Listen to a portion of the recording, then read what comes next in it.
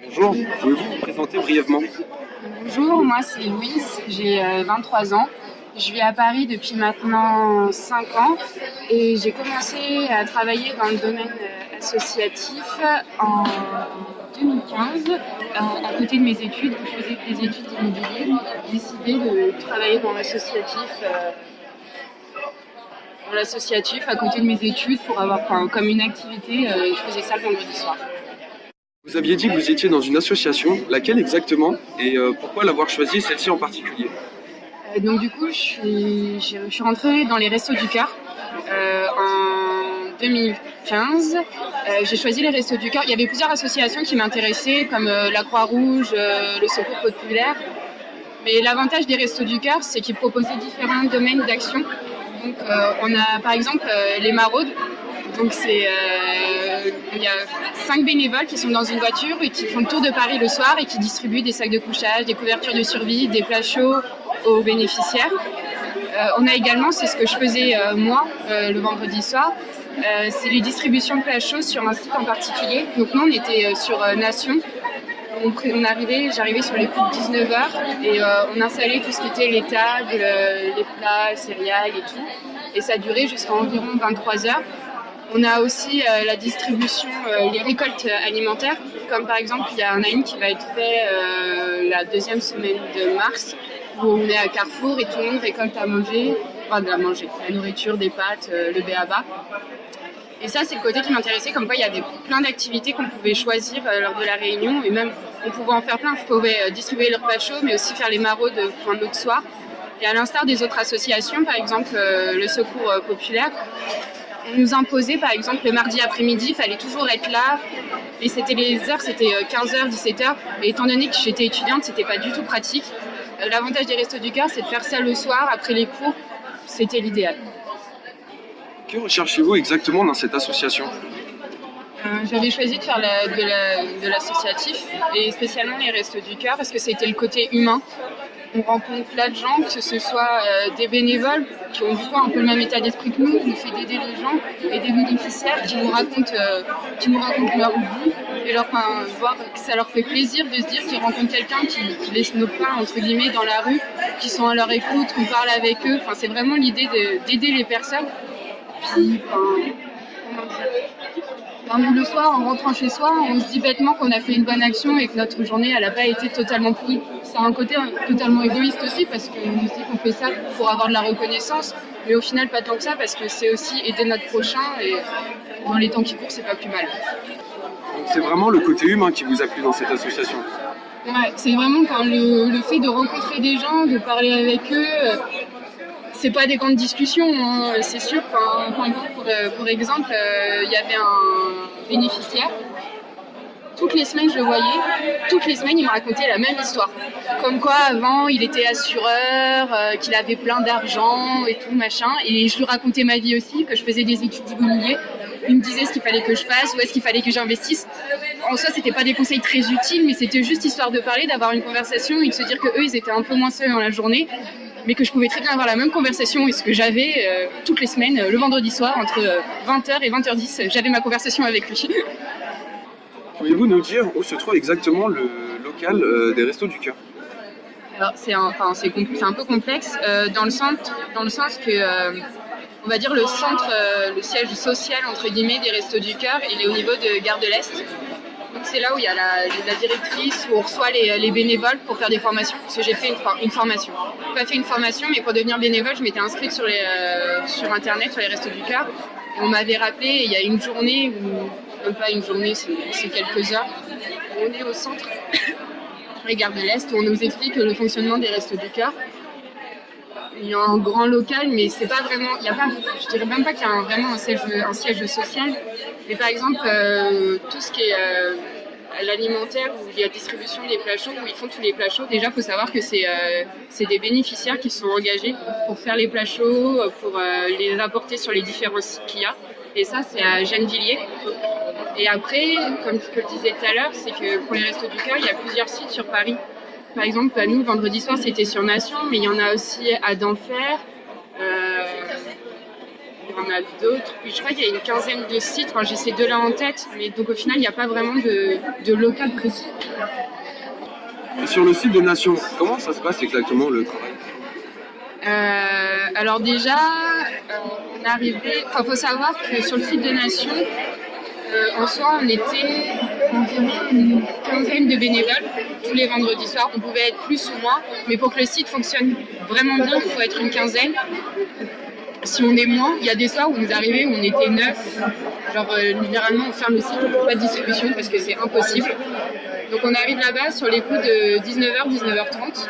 Et pendant une bonne demi-heure, on installe le site. Donc c'est-à-dire qu'il y a le camion de Gennevilliers qui arrive avec les tables, des espèces de trépieds, tables à trépieds, et des caisses de nourriture, de café, de lait chaud et froid. Et donc nous, en tant que bénévoles, on installe tout.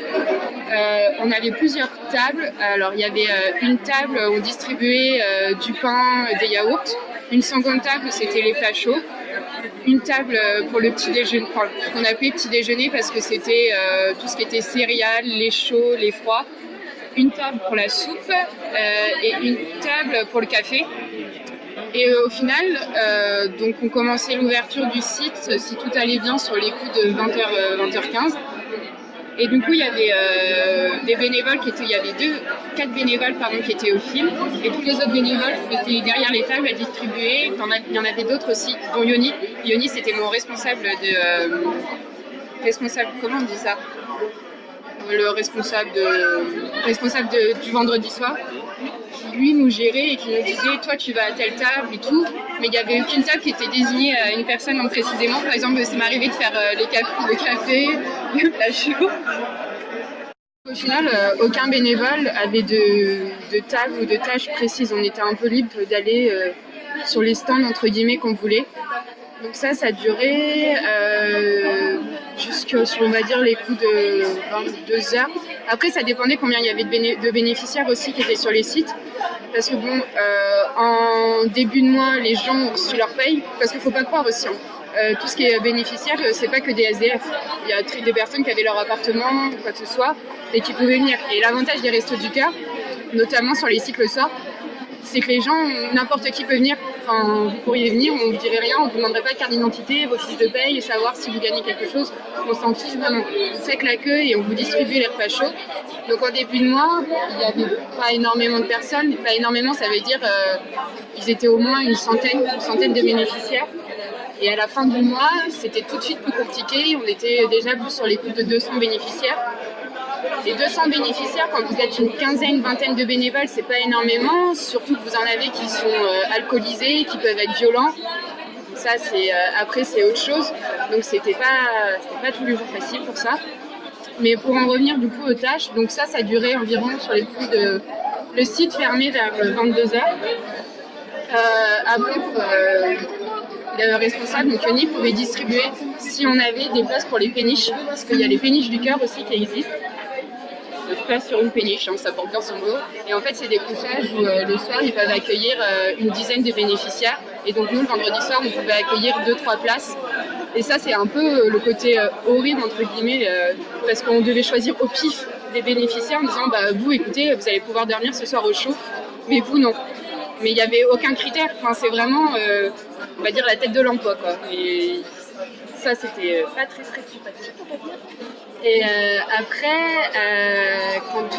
quand tout le monde est parti, il y avait toujours des bénéficiaires qui restaient avec nous et qui nous aidaient à ranger le site. Techniquement, ils n'ont pas le droit, mais bon, ils restent avec nous. On range le site, on nettoie parce que c'était généralement le carnage. Parce que tout le monde, les bénéficiaires, on met les poubelles à disposition, mais ça traîne par terre. On trouvait des os de poulet et comme c'est la mairie qui nous prête, ça se passe à l'extérieur au niveau de la place du marché à la Nation, mais on doit tout nettoyer quand même. Et du coup, ça se finissait sur les coups de 22h, on mettait tout dans le camion et le responsable nous faisait un débrief pour savoir comment ça s'était passé, s'il y avait des choses à améliorer. Est-ce que vous pouvez développer un petit peu plus sur le sujet des péniches? Développer, c'est un peu compliqué parce que je ne connais pas vraiment. C'était surtout mon responsable qui gérait ça, notamment l'attribution des places.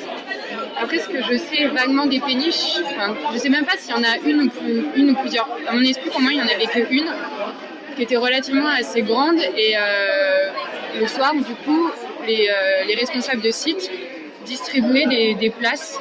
Donc nous, sur le site de Nation, on avait 2 ou 3 places qu'on pouvait distribuer aux bénéficiaires. Le principe, c'est que les bénéficiaires vont directement à la péniche par leurs propres moyens, genre en métro généralement. Et là-bas, du coup, ils avaient une chambre qui était à leur disposition, ils pouvaient se doucher, et le matin, ils avaient un petit déjeuner à leur disposition aussi. Mais à partir de midi, ils devaient quitter les lieux et y retourner dans la rue. Et après, il fallait espérer que le soir, s'ils retournaient sur un autre site des Restos du Cœur, on leur attribue une place. Ce qui était généralement assez rare parce que si tu as dormi un soir à la péniche, c'est rare qu'on te redonne une place le lendemain. Et du coup, pour ceux qui n'étaient pas pris dans les péniches, vous disiez comment? Comment dire, nous on ne pouvait rien faire en fait. C'est juste ce que je disais tout à l'heure, c'est les personnes qui voulaient. Il y avait peut-être une dizaine de personnes qui demandaient à aller aux péniches. Au final, nous on pouvait en choisir que 2 ou 3. Enfin, nous, c'était le responsable. Parce qu'il faut pas se mentir. Dire à quelqu'un qu'on lui refuse en disant bah non, ce soir, toi tu dors pas à la péniche, tu dors dehors. Ils n'étaient pas tous très compréhensifs et c'est normal. Et pour ceux du coup qui n'avaient pas de place, on leur disait gentiment. Bah tant pis, tu continues à dormir dehors. Ce que nous on faisait à côté en tant que bénévole, c'était pas du tout avec les Restos du Cœur, c'est que de notre côté on achetait des duvets, tous les vêtements chauds qu'on avait chez nous qui ne servaient plus, on les ramenait et on faisait des distributions. Mais ça c'était pas les Restos du Cœur qui les imposaient, c'était notre plein gré. Et on disait que c'était des petits réconforts, mais c'est des petits réconforts en soi qui valent rien, mais c'est au moins ça qu'on pouvait faire.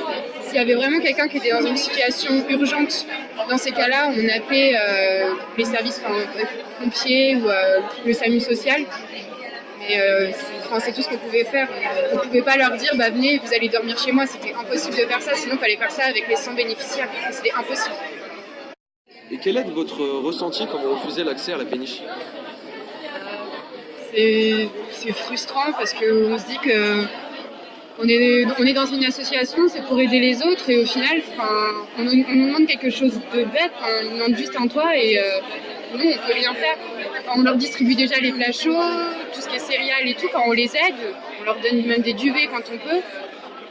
C'est frustrant, on se sent inutile mais on peut rien faire de spécial. C'est juste frustrant en fait. On se dit que dans ces cas-là, genre on est dans une association mais on ne sert pas vraiment à grand chose. Et sinon, dans votre expérience de bénévole, avez-vous rencontré des problèmes avec les bénéficiaires? Alors oui, il y en a eu quelques-uns. Comme je disais tout à l'heure, il y a quand même pas mal de bénéficiaires qui vivent dans la rue. Donc la boisson, ça aide. Il y en a qui arrivent là-bas qui sont alcoolisés, mais salement alcoolisés. Et donc du coup, ils en deviennent violents, que ce soit violents vis-à-vis des autres bénéficiaires ou même des bénévoles qui les aident. D'où le fait qu'il y avait toujours un responsable. Il y a même 3 responsables sur le site qui étaient toujours là et qui canalisaient les choses. Dès qu'il y avait un débordement, ils arrivaient, ils essayaient de séparer les bénéficiaires et bénévoles. Nous, on nous demandait de rester quand même de manière rester passif, de ne pas s'énerver. Mais il ne faut pas se mentir, il y avait quand même des bénévoles qui avaient le sang chaud aussi.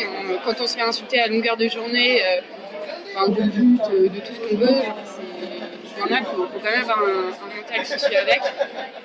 Ça nous est déjà arrivé d'appeler la police parce que ça allait trop loin, les débordements. Il y a aussi un bénévole qui s'est fait virer parce qu'il a frappé un bénéficiaire. Là aussi, il y a d'autres problèmes.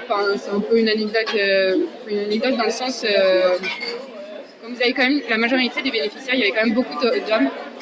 Et moi personnellement, genre une minette de 20 ans qui arrive là-bas avec des hommes qui ont 40 ans, genre on nous drague et tout, mais la drague un peu lourde.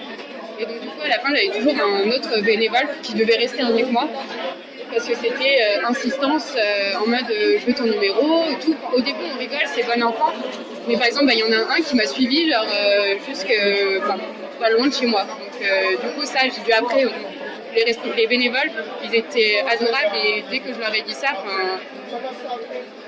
comment dire ça, il reste avec moi alors que c'est pas non plus le but de la chose. Le but c'est pas qu'un bénévole aide d'autres bénévoles, c'est que nous on est les bénéficiaires. Mais c'est plein de petits débordements comme ça et c'est un peu compliqué. Et comment vivez-vous les conflits éventuels entre les bénévoles et les bénéficiaires? Déjà les conflits entre bénévoles et bénéficiaires c'est relativement rare. Il y en a juste eu. Il y a eu un gros conflit à un moment sur le site où là on a demandé aux bénévoles de partir parce que quand il y a des conflits on peut demander aux bénéficiaires de partir. C'est rare de leur dire on vous interdit le site parce qu'on est une association et on n'a aucun droit de dire bah toi tu viens plus sur le site, je suis désolée. Mais il y en avait qui sont tellement poussés à l'extrême que vraiment on leur disait non, vous venez plus, et du fait qu'on a aussi appelé la police pour ça. Après, le fait quand il y a des conflits entre bénéficiaires et bénévoles, au final, on en veut limite plus aux bénévoles. Enfin, parce qu'on se dit on est là pour aider, et il faut prendre sur soi. Enfin, c'est sourire et on fait abstraction de tout ce qui est insultes, mauvais mots, balancer les affaires, parce que les bénéficiaires arrivent et peuvent balancer des plaintes chauds. Enfin, c'est vraiment poussé à l'extrême. Donc nous, bénévoles, bizarrement, on en veut plus aux bénévoles en disant fallait prendre sur toi. Mais il faut aussi gérer l'autre relation, c'est quand les bénéficiaires voient qu'on s'en prenne aux bénévoles, les autres bénéficiaires réagissent aussi et prennent notre défense. Donc c'est-à-dire qu'après, genre, le clash bénéficiaire-bénévole, ça devient bénéficiaire-bénéficiaire. Parce qu'il y en a qui sont bien conscients qu'on est là pour les aider et que s'il y a un débordement comme ça, nous, à tout moment, genre, on peut nous dire on ferme le site. Et donc dans ces cas-là, ils sont quand même très proches, ils sont proches de nous et ils nous aident. Donc, être bénévole, c'est tout un état d'esprit. Oui. Comment dire, oui, c'est tout un état d'esprit, mais je pense que c'est pas propre qu'au Resto du Cœur, c'est dans toutes les associations, il faut rester relativement pacifique.